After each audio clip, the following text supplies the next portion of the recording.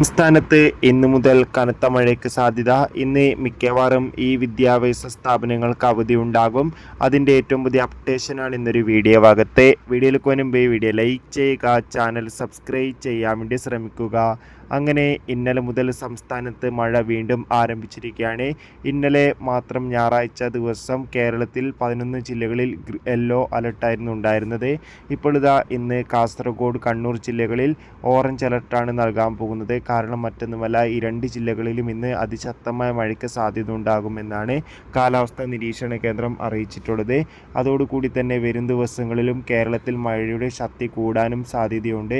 അതുകൊണ്ട് തന്നെ മഴ കൂടുതലാണെങ്കിൽ മിക്കവാറും വിദ്യാഭ്യാസ സ്ഥാപനങ്ങൾക്ക് അവധിയായിരിക്കും. അതോടുകൂടി തന്നെ ആലപ്പുഴ ജില്ലയിലെ കുട്ടനാട് താലൂക്കിലെ മുഴുവൻ വിദ്യാഭ്യാസ സ്ഥാപനങ്ങൾക്കും മിക്കവാറും ഇന്ന് അവധി പ്രഖ്യാപിക്കാൻ സാധ്യതയുണ്ട്.